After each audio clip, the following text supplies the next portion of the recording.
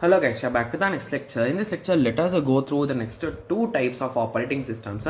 So in the last two lectures, we discussed around six different types of operating systems, right? So we discussed initially about the punch cards concept, then we moved on to batch operating systems, then to spooling, then we moved on to programming, after that multitasking, after that we discussed about multi-processing, right? Yes. So in this lecture, let us discuss real-time operating systems and distributed operating systems, guys. Okay, so first let us start with real-time operating systems. So real-time operating systems are a type of operating systems which will work really fast and really efficiently, guys. Okay, so the reason why they are called as real-time operating systems are because so these are going to work with respect to our real world time, guys. So basically assume that you are having a system and you are an employee in NASA, guys. Okay, so I assume that your system is the one which is going to launch the rocket. So if you press that button, the rocket will start launching. So assume in that way. So assume that the launch time of the rocket is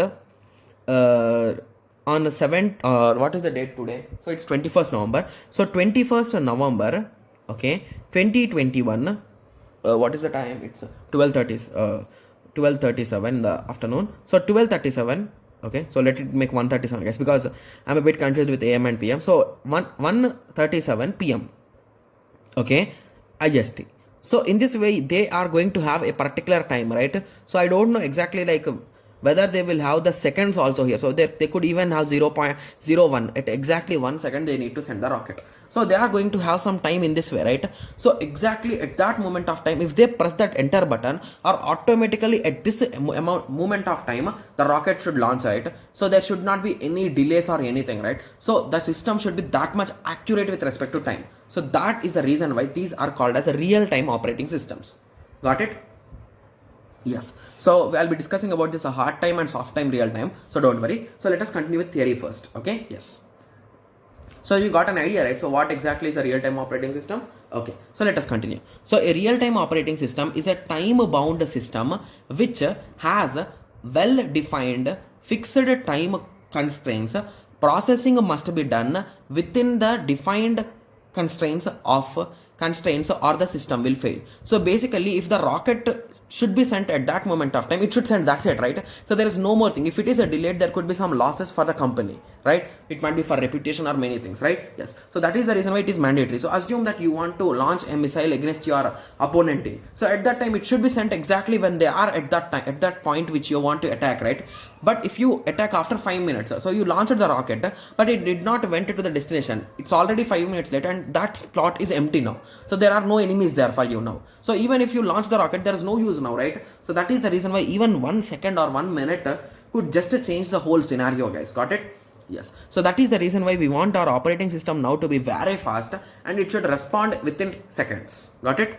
Yes. So the best examples for this will be aircrafts. So assume that you are working in an airport station, guys. I don't know what their job roles are, them, all those things. So there will be a particular team in the airport who will be giving the information to the aircraft drivers, right? So it will pilots, sorry, not aircraft drivers, pilots.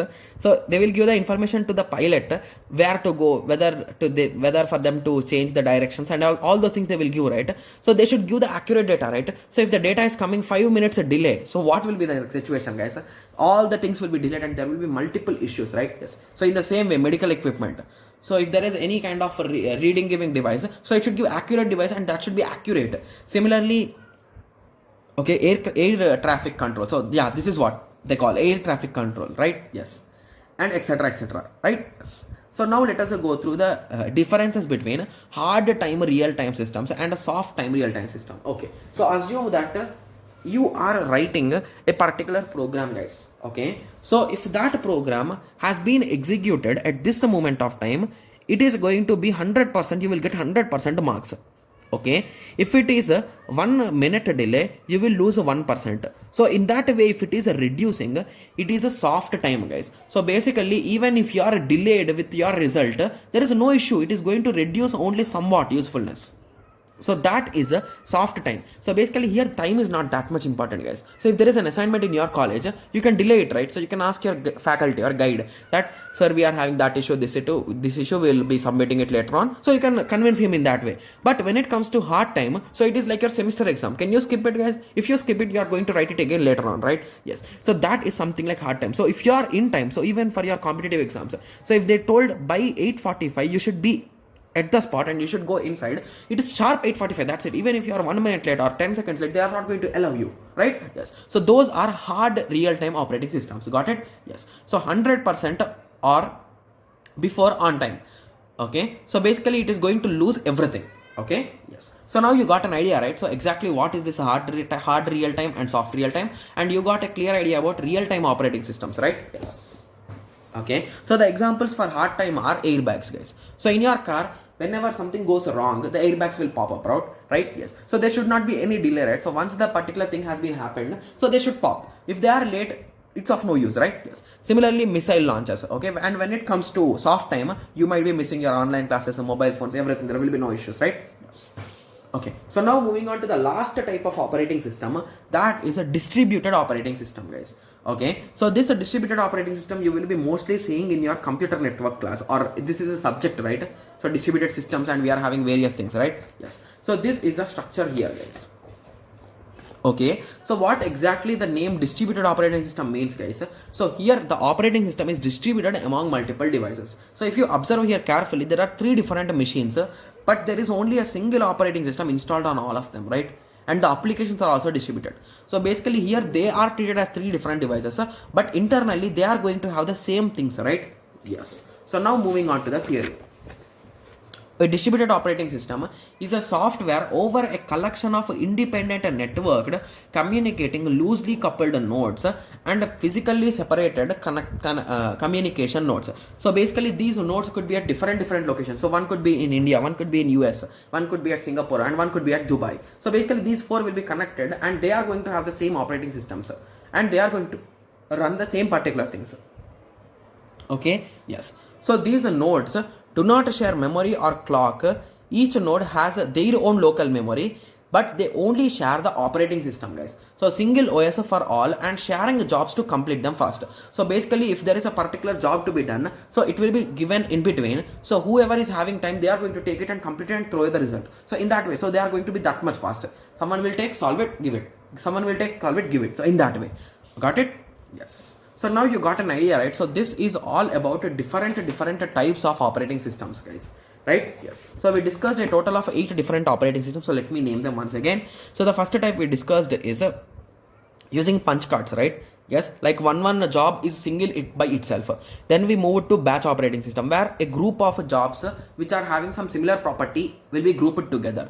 Then we went to spooling, so where we started introduction of memory, right? Yes. So then we moved to multi-programming, right? Yes.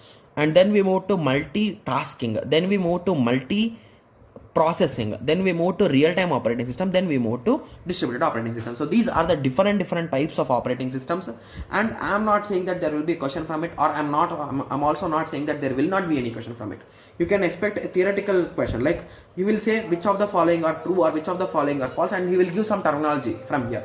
So that is the reason why I have clearly explained each and every type here, guys. Okay? Yes. Okay, so now you got some basic idea, right? Yes. So in the next lecture, we'll be starting the discussion about user and operating system interaction, guys. So we'll be discussing about the structure of operating system, layered approach, and all those things, and we will also discuss about the kernel and all those things, guys. Okay? Yes. So let us meet in the next lecture and discuss about it. Thank you. Thanks for watching. Like, share, and subscribe for more awesome videos like this. Thank you.